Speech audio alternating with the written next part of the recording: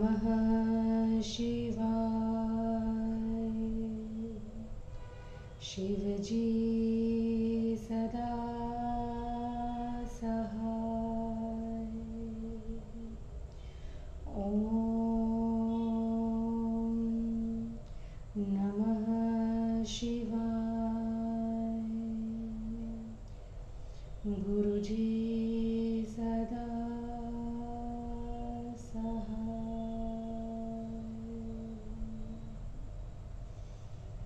जय गुरुजी। अथ श्री शिव महापुराणे द्वितीयायां रुद्रसंहितायां पञ्चमयुद्धखण्ड अथ 43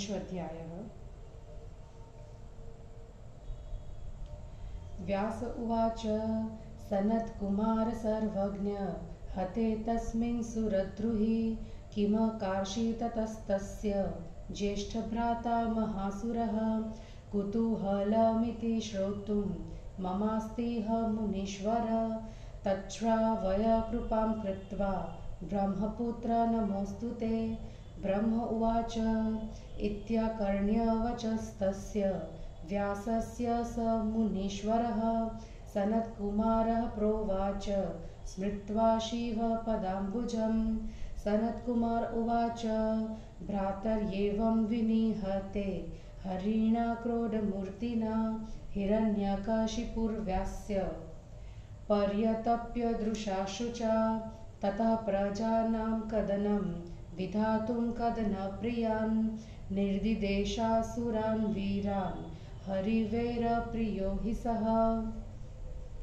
अथ ते भर्तुसन्देशम् आदाय शिरसासुरः देवप्रजानां कदनं विदधु कदनप्रियः। ततो विप्रकृते लोके सुरेस्तेर्दुष्टमानसे दिवां देवाः परित्यज्य भुवि चेरुरलक्षितः हिरण्यकशिपुभ्रातृ सम्मरे तस्य दुःखितः कृत्वा करोदकादीनि तत्कलत्रादसान्यात्यवयत। ततः स दैत्यराजेन्द्रो यजेयमज्जरामरम् आत्मानमप्रतिद्वन्द्वमेकराज्यं व्यधिस्ततः स तेऽपि मन्दरद्रोण्यां तपः परमदारुणम् ऊर्ध्वबाहुर्नभोर्दृष्टिः पादान्गुष्ठाश्रितावनिः तस्मिंस्तपस्तप्यमाने देवाः सर्वे बलान्विताः दैत्यान् सर्वान् विनिर्जत्य स्वानि स्थानानि भेजिरे। तस्य मूर्ध्नः समुद्भूतः सधूमोऽग्निस्तपोमयः तिर्यगूर्ध्वमधो लोकान् तपद्विश्वगिरितः तेन तत्पा दिवं त्यक्त्वा ब्रह्मलोकं ययुसुरा धात्रे विज्ञापयामासुस्तपो विकृतानना। अथ विज्ञापितो दैवेर्व्यासतेरात्मभूर्विधि परितो भृगुदक्षाध्यैर्ययो दैत्येश्वराश्रमं प्रताप्य लोकानखलांस्ततोऽसौ समागतं पद्मभवं ददर्श। वरं हि दातुं तमुवाच धाता वरं वृणीष्वेति पितामहोऽपि निशम्य वाचं मधुरां विधातुर्वचोऽब्रवीदेवमूढबुद्धिः। हिरण्यकशिपुर्वाच मृत्योर्भयं से मे भगवन् प्रजेश पितामहापुत्र कदापि देव। शस्त्रास्त्रपाशाशनिशुष्क वृक्षगिरीन्द्रतोयाग्निरिपुप्रहरे दैवेष्वदैत्यैर्मुनिभिश्व सिद्ध्वेस्तुष्टजीवैर्बहुवाक्यतः किम स्वर्गे धरण्यां दिवसे निशायां नैवोर्ध्वर्वतो नाप्यततः प्रजेश। सनत्कुमार उवाच तस्येतदिदृग्वचनं निशम्य दैत्येन्द्र तुष्टोऽस्मि लभस्व सर्वं। प्रणम्य विष्णुं मनसा तमः दयान्वितोऽसाविति पद्मयोनिः। अलं तपस्ते परिपूर्णकामः समः सहस्राणि च षण्वत्यः। उत्तिष्ठ राज्यं कुरु दानवानां। श्रुत्वा गिरं तस्तु मुखो बभुव। राज्याभिषिक्तः प्रपीतामहे त्रैलोक्यनाशाय मतिं चकार। उत्साधधर्मान् सकलान् प्रमत्तो जित्वा हवेसोऽपि सुरान् समस्तान्। ततो भयादिन्द्र मुखाश्व देवा पितामहाज्ञां समवाप्य सर्वे उपद्रुता दैत्यवरेण जाताः।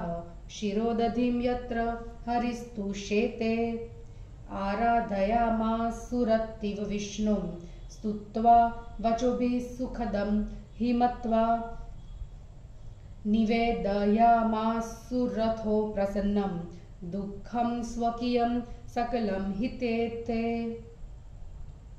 श्रुत्वा तदीयं सकलं हि दुःखं तुष्टो रमेशः प्रददो वरंस्तु। उत्थाय तस्माच्छयनाद्रुपेन्द्रो निजानुरूपैर्विवधैर्वचोभिः। आश्वास्य देवानखिलान् मुनीन् वा उवाच वैश्वानरतुल्यतेजा। दैत्यं न हनिष्ये प्रसभं सुरेशाः प्रयातधामानि निजानि तुष्टाः। श्रुत्वा रमेशस्य वचः सुरेशा शक्रादिकास्ते निखिला हि तुष्टा।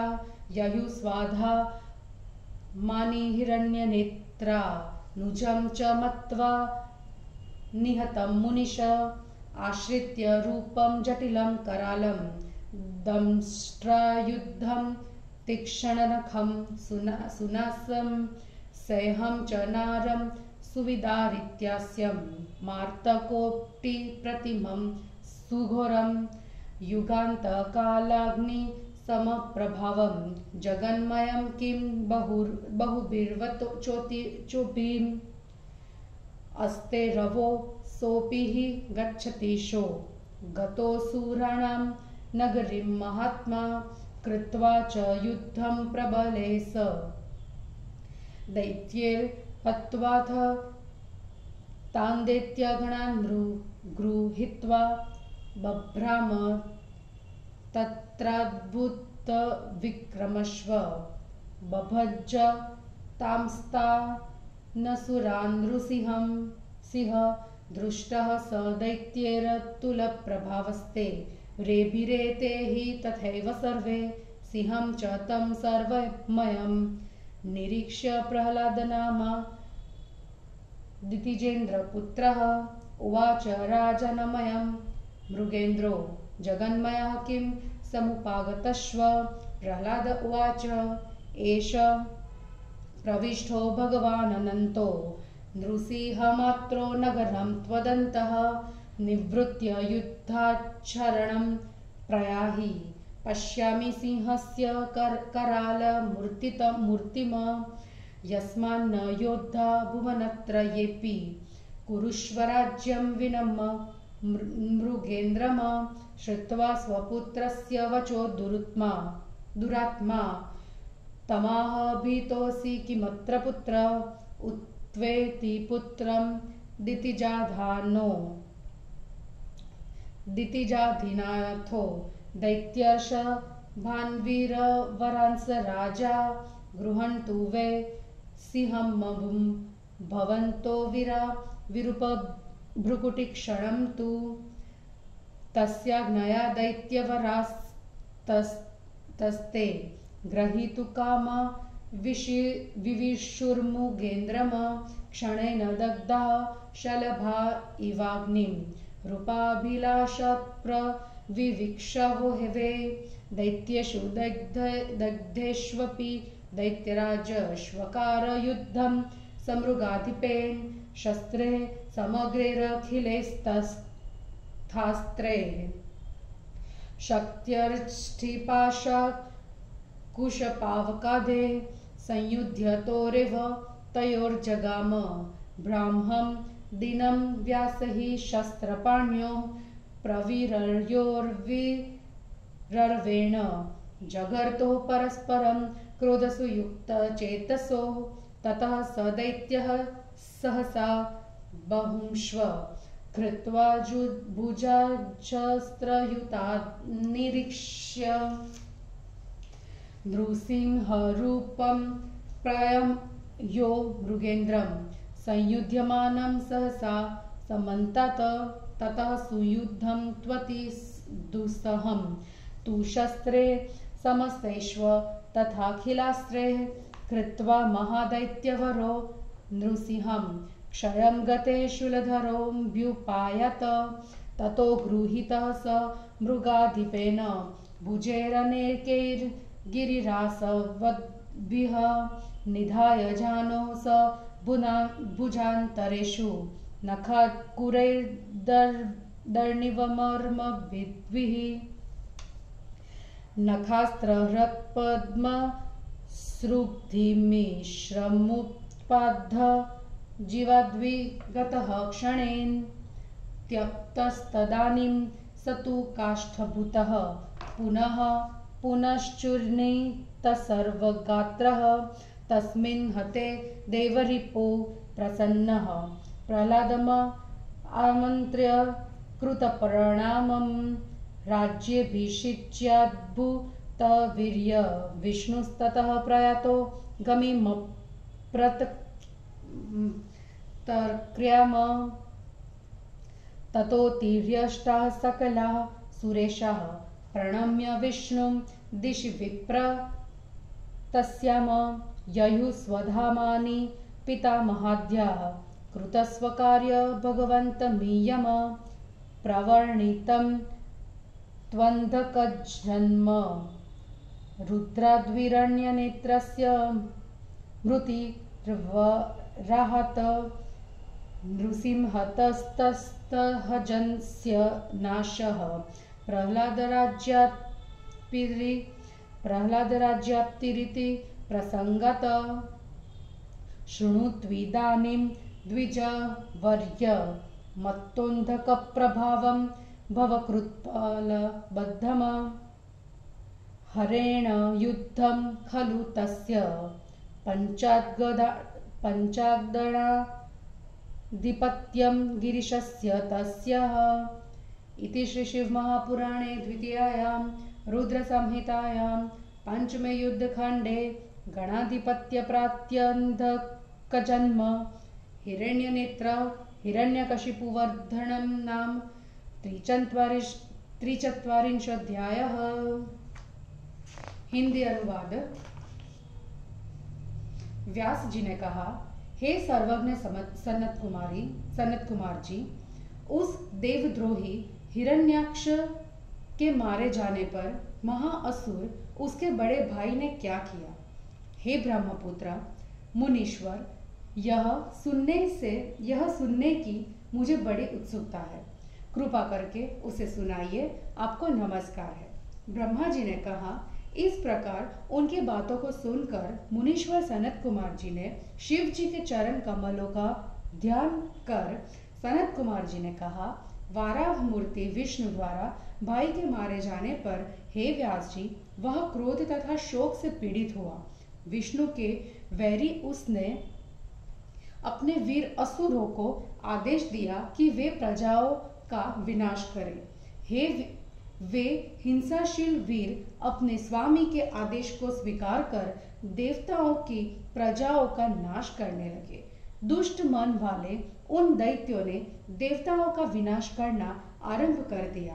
तब वे स्वर्ग को छोड़कर भूलोक में छिपकर रहने लगे। भाई हिरण्याक्ष के मरने से दुखी हिरण्यकशिपु ने उनकी स्त्री आदि को समझाकर तिलांजलि आदि दी। तब वह दैत्य राज्यों में श्रेष्ठ अपने को अजय, अजर, अमर और किसी को अपना प्रतिद्वंदी न देखकर एकछत्र राज्य करने की इच्छा करने लगा। फिर उसने मंदराचल पर्वत पर ऊपर की ओर दृष्टि और बाह उठाकर पैर के अंगूठे के आधार से पृथ्वी पर खड़ा होकर तप करने लगा। उसके तप करते समय बलवान देवताओं ने सभी दैत्यों को जीतकर अपने पद पुनः प्राप्त कर लिए। उस दैत्य के सिर से तपोमय धुआं सहित आग प्रकट हुई और वह नीचे ऊपर दाएं बाएं फैलकर लोगों को तपाने लगी। उसने संतप्त देवता स्वर्ग को छोड़कर ब्रह्मलोक को चले गए।